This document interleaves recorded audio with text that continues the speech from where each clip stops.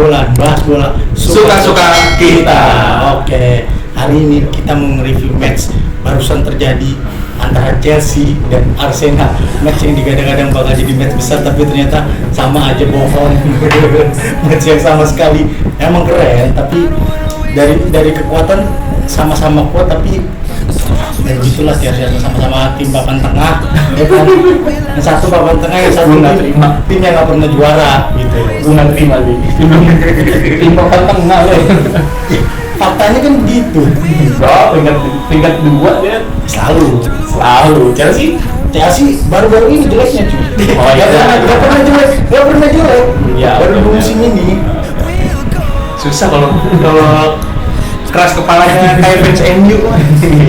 Ya kalau bisa menurut gue sendiri sih, buat match hari ini sebenarnya gue jujur lebih ke nggak ekspektasi apa sih. Arsenal tuh tahun ini lebih ke kaget karena diberikan jadwal yang padat lagi gitu. Apalagi kan 3 hari lagi nih, di hari Rabu tanggal 25 itu champion lawan Sevilla gitu. Jadi kan dia kan lebih padat kan.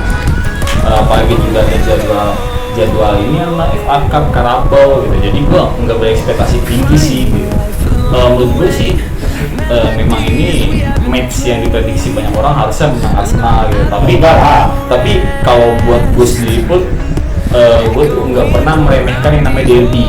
Kalau gue nggak pernah meremehkan yang namanya derby gitu. Apalagi diremehkan juga.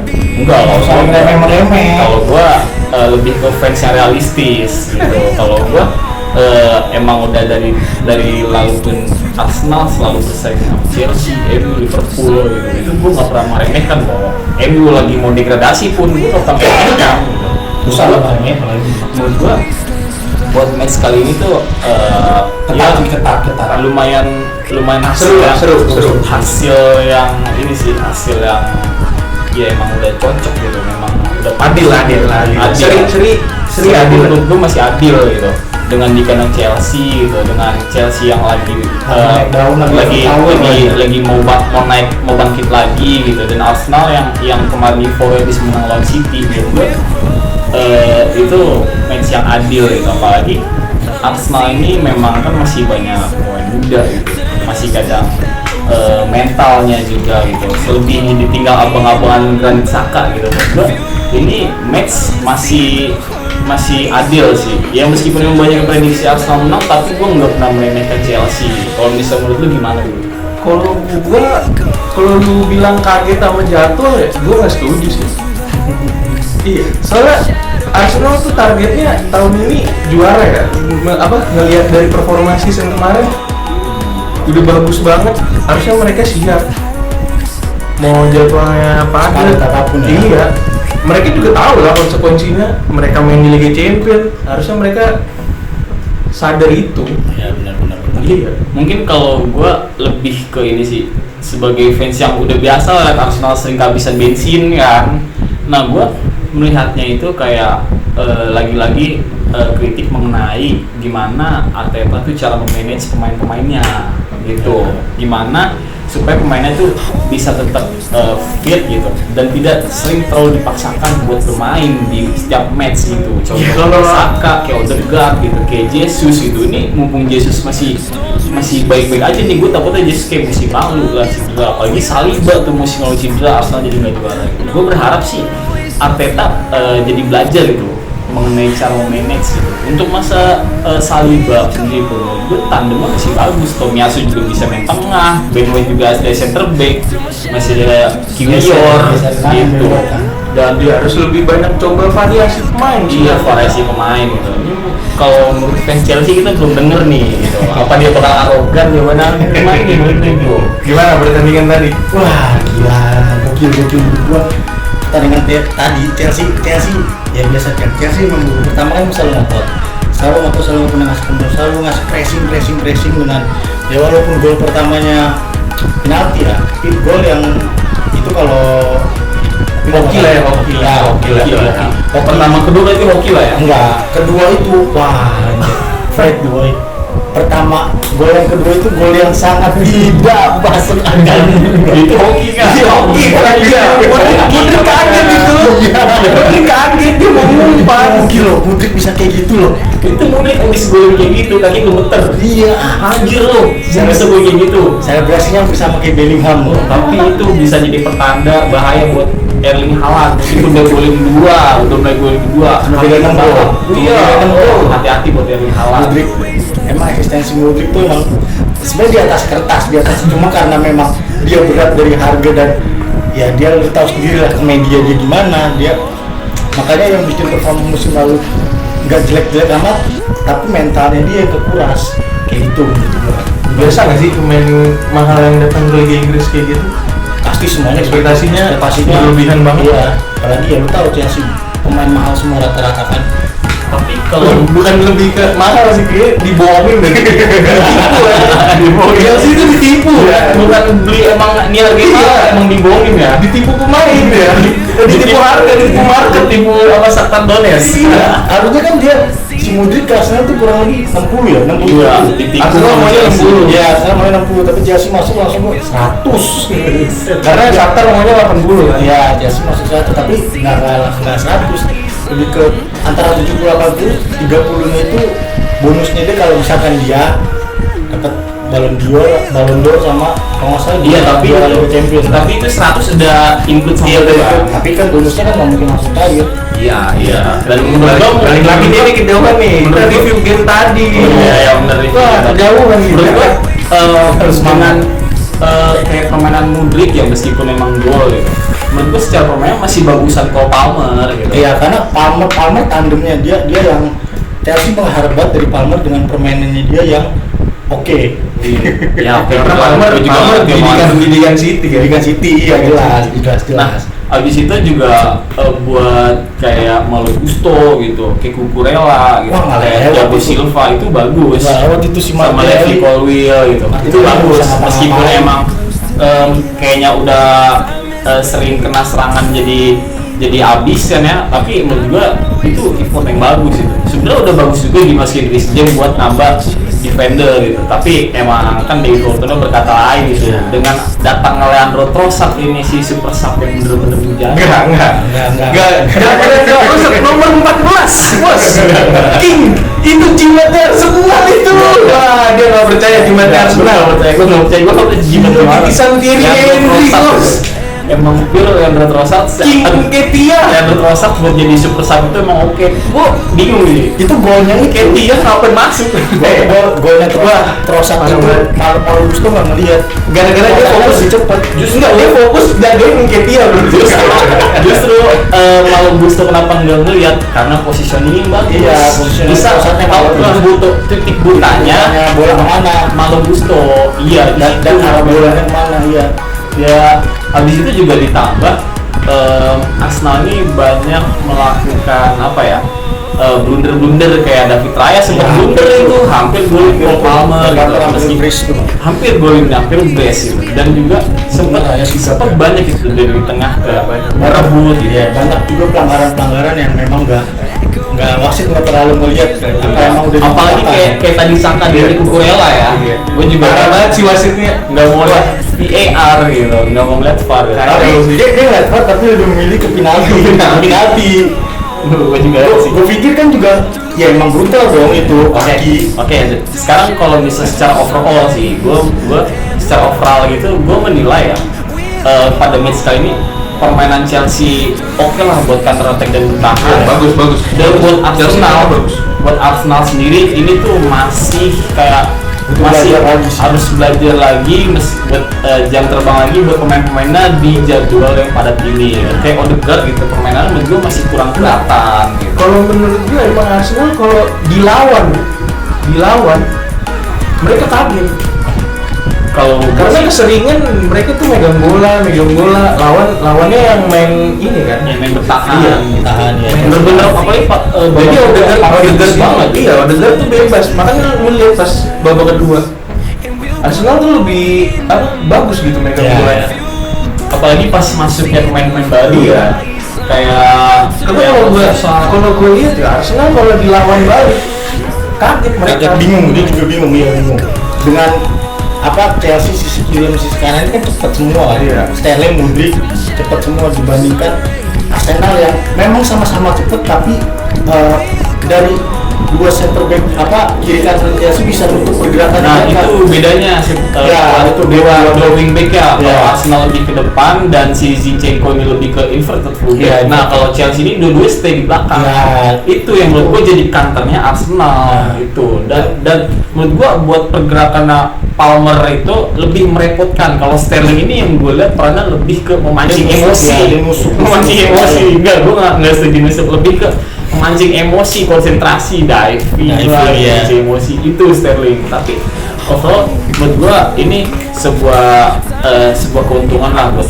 tim masih dapat 1 poin gitu. Dengan permainan kita tadi, meskipun yang prediksi Arsenal menang, tapi buat gue jujur, gue itu pertama ini derby. Yang kedua, gue tuh nggak expect Arsenal mainnya gini gitu. Tapi menurut gue nggak meremehkan Chelsea, tapi buat hasil oke lah. Dan buat match, dan kita juga perlu bahas nih match ke depan buat Chelsea. Waduh, kan match selanjutnya lawan Bournemouth ya. Nah, Brentford ya. Lawan Brentford, dan match selanjutnya lagi tuh lawan Spurs, Tottenham, Big Six lah, Big Six dan Newcastle. Ini gimana nih menurut lo nih? Kalau gua mungkin Chelsea lawan Brentford ya kemungkinan dari 80% mungkin harus bisa menang buat nambah kepercayaan diri di 3 match selanjutnya. 3 sampai 5 match selanjutnya tuh menurutku itu cukup berat. Tottenham yang lagi di atas kertas, lagi permainannya lagi oke. City yang lagi walaupun agak goyang bermain tapi tetap bagus. Ya dia kehilangan si Kevin De Bruyne. City tetap City lah ya. Iya, Tetap City lah ya. Terus Newcastle ini yang dia lagi bener-bener sangat pede dan mentalnya emang juga lagi pada bagus walaupun ada satu pemainnya yang bermasalah ya. Tonali karena si itulah. Tapi kalau menurut lu dengan match yang ada Seberapa pede lu? Dari 4 match deh, kalau Brentford, Spurs, City sama Newcastle. Kalau Brentford pede dong, harus pede Nah, dong. berarti menang Buat ya? naikin mental ke match selanjutnya. Tottenham menurut gua bisa menang bagus banget, seri lebih bagus. Gimana sih, lo masa sering bagus sih? Menang lebih bagus lah ya. Dia nggak mau kalah aja. Kalau kalah, media langsung membesar-besarkan tuh. Ya lu tahu media ke Chelsea itu gimana kan? Derby juga. Iya, dia dari London. Dari London terus juga ke City juga harus bisa lebih bagus lagi gitu. Ya, lebih bagus ya, tapi menurut lu bakal menang apa enggak? Ke City gua lebih berharap lebih baik seri.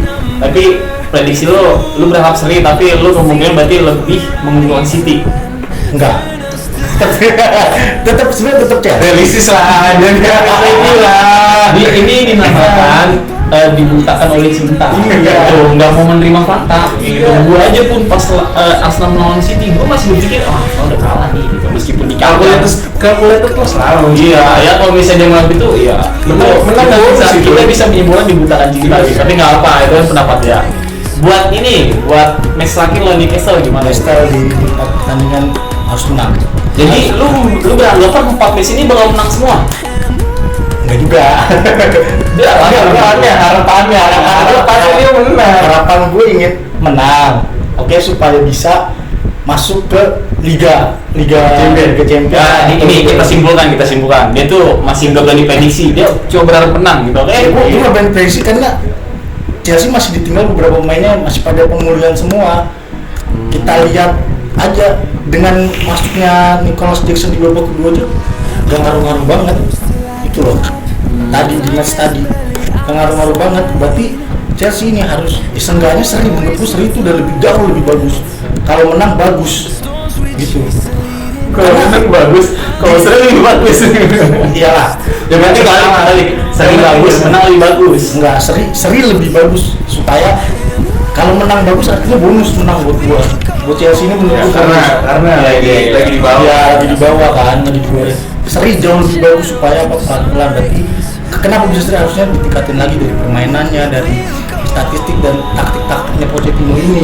Oke, tadi kan kita udah bahas soal Chelsea di prediksi match-match selanjutnya di Liga Inggris. Nah, menurut lu gimana nih setelah match hari ini lawan Chelsea, 3 hari lagi lawan Sevilla di Liga Champions, menurut lu bakal gimana nih prediksi lu? Menurut gua rada berat gitu kan, karena baru main hari ini terus berapa 3 hari lagi gitu 3 hari lagi. main champion yang atau ini pressure-nya berat gitu kan. Sevilla lagi. Gila, ada Ramos. Ya menurut gue sih rotasi aja pemainnya, lebih realistis all in di liga menurut gue. Iya, benar setuju. Karena kalau mengaca dari cadangan ya pemain pelapisnya, lu kalau si Saka cedera lagi, lu mau ganti siapa? Habis berarti ya. Habis. Belum ntar ada ini kan national break, Oh iya. kualifikasi. Bulan depan. Itu tuh yang kadang bisa jadi Jesus itu menang Jesus nih. Contoh kayak Gabriel Jesus Bahaya coba banget. di Piala Dunia kan. Iya. Oh, itu apes banget Arsenal itu ya. Makanya Oke, mungkin karena cadangannya itu Oh, iya.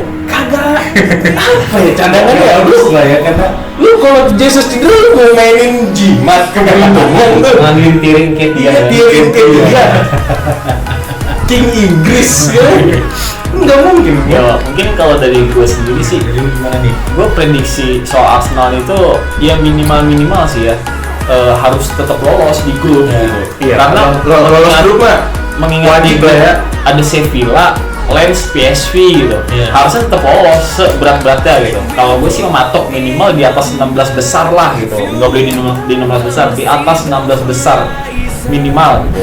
Karena perjalanan itu bisa di atas 16 besar juga bisa ngebuat naikin value, bisa buat datengin pemain lagi gitu. Oke, jadi setelah prediksi lu di Liga Champions nih, artinya lu optimis Arsenal bakal lolos grup dan dia juga bisa bersaing di babak selanjutnya gitu kan? Iya, gue lebih ke minimal dari gue di atas 16 besar lah harusnya. Oke, berarti itu ya. Arsenal mungkin bisa lolos di 16 besar ke atas.